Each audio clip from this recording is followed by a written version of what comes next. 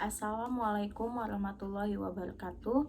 Nama saya Afrinda Indriani, NPM 18210304222 dari kelas Muamalah G. Di sini saya akan menjelaskan materi bab 2 yaitu mengenai konsep dasar pengantar ilmu hukum. Yang pertama, pengertian pengantar ilmu hukum secara etimologi dan terminologi. Pengantar ilmu hukum secara etimologi yaitu merupakan ilmu pengetahuan yang mempelajari hukum secara umum dan memberikan pandangan umum secara ringkas mengenai seluruh ilmu pengetahuan hukum dan juga mengenai kedudukan ilmu hukum di samping ilmu-ilmu yang lain. Sedangkan menurut terminologis yaitu pengantar ilmu hukum adalah pengetahuan khusus mengajarkan kita perihal hukum dan segala seluk-beluknya yang berkaitan di dalamnya, yaitu seperti sumber-sumbernya, wujud-wujudnya, dan sifat-sifatnya. Lalu yang kedua, ruang lingkup pengantar ilmu hukum. Secara spesifik, ruang lingkup pengantar ilmu hukum yaitu meliputi hukum sebagai norma atau kaidah, yaitu maksudnya menempatkan hukum sebagai pedoman yang mengatur kehidupan dalam bermasyarakat agar terciptanya ketertiban dan ketentraman bersama. Yang kedua, hukum sebagai gejala perilaku masyarakat hukum sebagai suatu keadaan atau gejala sosial di masyarakat sebagai manifestasi dari pola tingkah laku yang berkembang. Lalu hukum sebagai ilmu hukum yang terbagi menjadi dua pengertian, yaitu ilmu hukum dalam arti luas dan ilmu hukum dalam arti sempit. Dalam arti luas yaitu mencakup dan membicarakan segala hal yang berhubungan dengan hukum yang bertujuan untuk memperoleh pengetahuan tentang segala hal dan semua seluk-beluknya. Sedangkan ilmu hukum dalam arti sempit yaitu yang mempelajari makna objektif yang disebut juga dengan dogmatif hukum atau ajaran hukum. Selanjutnya ada objek kajian ilmu hukum. Objek ilmu hukum adalah hukum. Hukum merupakan norma sosial yang syarat akan nilai. Ilmu hukum memandang hukum dari dua aspek, yaitu yang pertama sebagai aturan sosial, yang kedua sebagai sistem nilai. Dan ilmu hukum juga bersifat perspektif dan terapan. Perspektif artinya mempelajari tujuan hukum, sedangkan terapan mengatur standarisasi prosedur dan ketentuan-ketentuan. Selanjutnya yaitu hubungan pengantar ilmu hukum dan pengantar hukum Indonesia.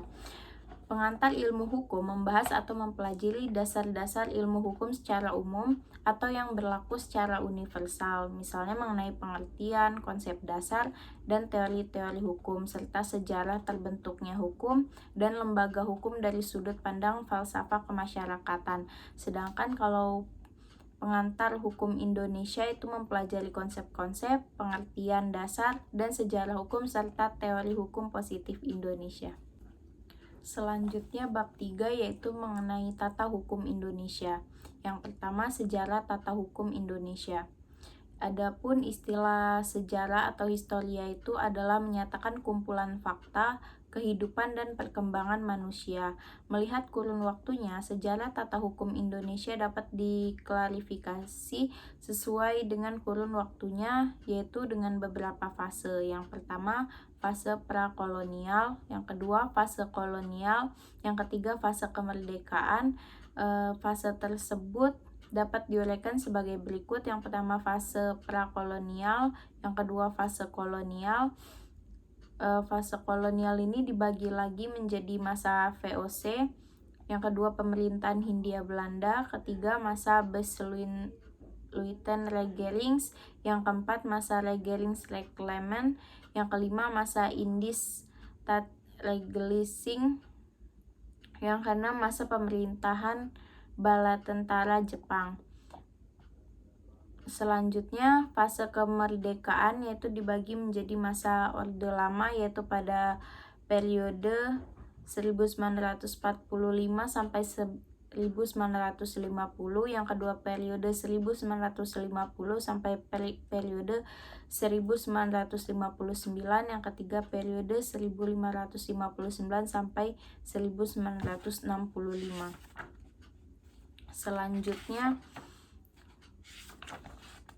pembidangan ilmu hukum. Hukum terdiri atas bermacam-macam jenis bidang. Untuk mempermudah pemahaman dan mengetahui macam-macamnya, yaitu sebagai berikut. 1. Menurut bentuknya.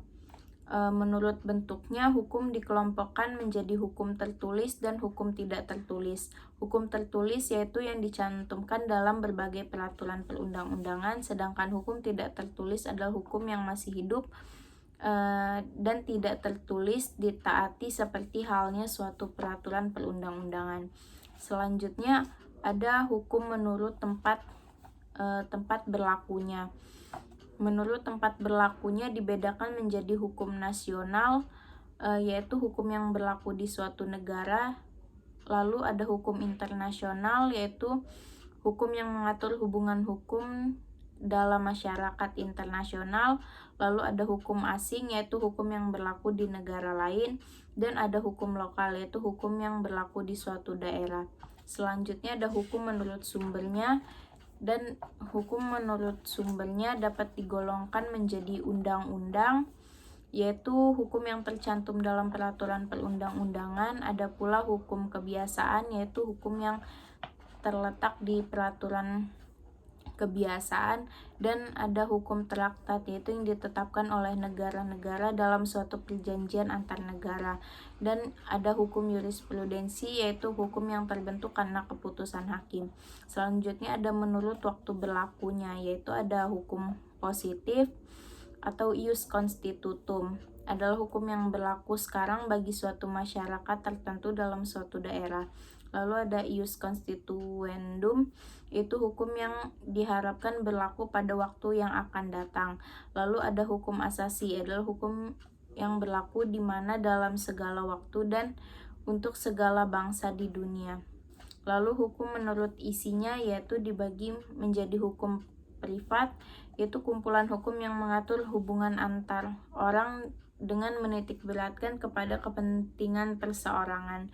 Lalu ada hukum publik, yaitu yang mengatur hubungan antara negara dan alat perlengkapannya atau antar negara dengan perorangan.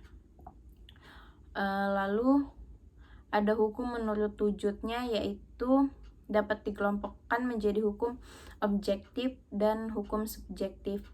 Objektif adalah hukum dalam suatu negara yang berlaku umum dan tidak mengenai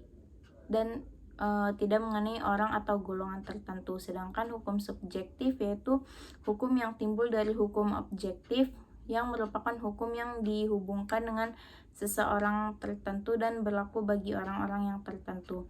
Adapun hukum menurut sifat-sifatnya, yaitu dapat digolongkan menjadi hukum yang memaksa, adalah hukum dalam keadaan bagaimanapun juga dan mempunyai paksaan yang mutlak.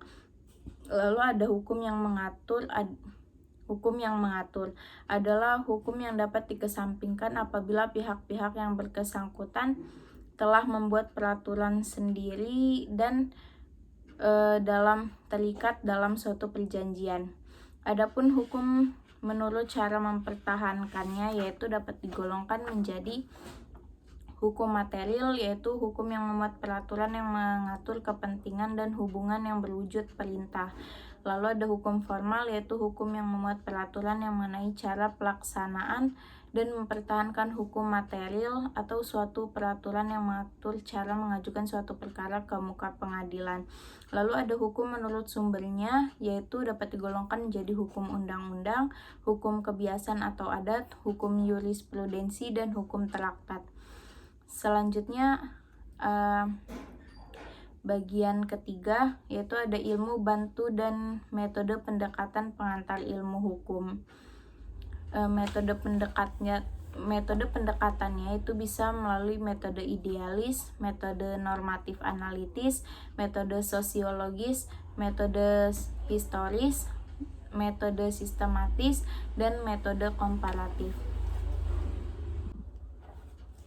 Sekian video materi dari saya. Wassalamualaikum warahmatullahi wabarakatuh.